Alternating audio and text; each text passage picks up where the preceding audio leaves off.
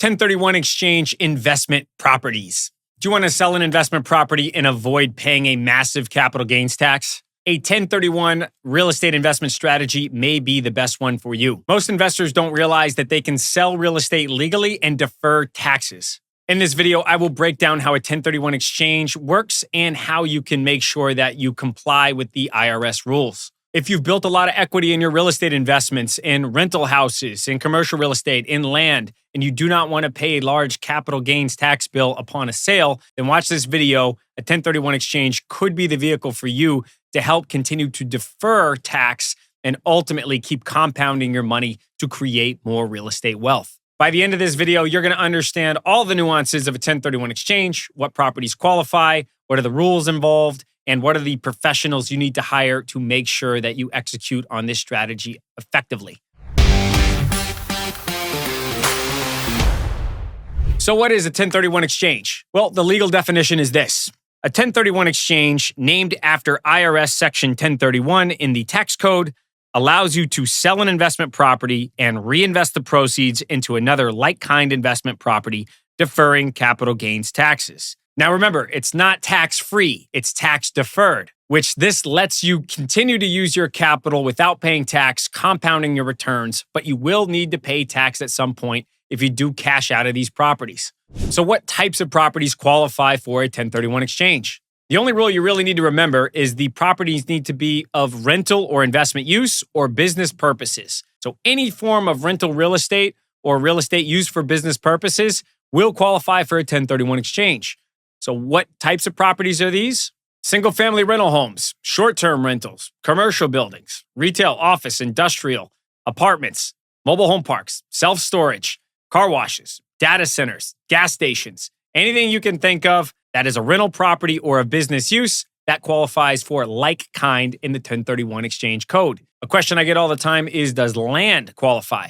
Yes, you can 1031 exchange into raw land as long as it's for business or rental investment purposes. Also, three other vehicles that people look at with 1031 exchange if they want to be a more passive investor is a DST, Delaware Statutory Trust investment, a tenant in common investment, and a triple net property. We'll get into more of those later, or check out the link below for videos I specifically made about what types of properties these are. What doesn't qualify? Well, a primary residence. If you're living in the residence for more than 14 days, it does not qualify for a 1031 exchange, so don't do it. Also, a second home or vacation home. Again, if you're living in that home for more than 14 days, do not buy it with a 1031 exchange. It won't qualify. What are the key timelines for a 1031 exchange? This is probably the most important rule you need to remember.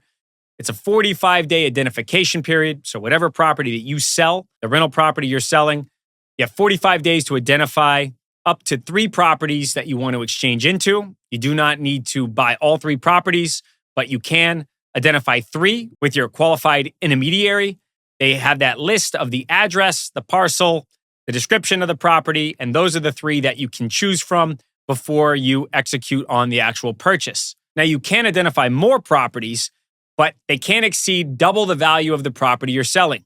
So if you're selling one $1 million property and you want to identify 10 $200,000 single-family homes, you would be able to because they equal $2 million, which is 2 times the value of the property you're selling. Next is the 180-day close rule. So by the time you sold your property and closed, within 180 days, calendar days, you must close on the next investment property. If you do not do this, you do not qualify for the exchange. This timeline is very important. Now remember, these timelines run consecutively. So it's not 180 days plus 45 days. It's 45 days to identify and 180 days to close. And this is from the date you sold your property to the time that the transaction occurs. 180 total days. So the players involved, well, a QI or qualified intermediary. The key thing to understand is you cannot touch these funds. As soon as you sell your property, the attorney handling your sale or the escrow agent needs to wire those funds directly to the QI. They're going to hold the funds and they're going to help you execute to buy the next investment property. So what are the jobs of your QI? Well, number 1, they hold the funds. Number 2, they document the exchange. And number 3, they ensure the IRS compliance are met.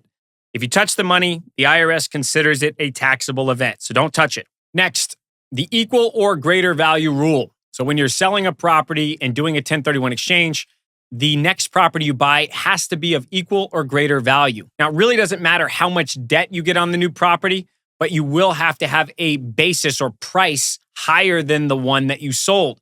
So if you sold a property for $2 million, you're going to need to find an exchange property, a replacement property, for at least $2 million or more. If it doesn't have a value of more than the property you sold, it does not qualify for the 1031 exchange. Here's a checklist of the items on your replacement property. Number 1, buy a replacement property of equal or greater value. Number 2, use all of your equity from the sale, and you're going to reinvest that with your QI into the new property. Number 3, take on equal or greater debt unless you're paying all cash. And then a nuance to this is if you do not use all that cash and you take cash out of the 1031 exchange, it is considered what is called boot by the IRS, and you will be taxed on your capital gains and depreciation recapture for that portion of the investment that you received in cash from the sale.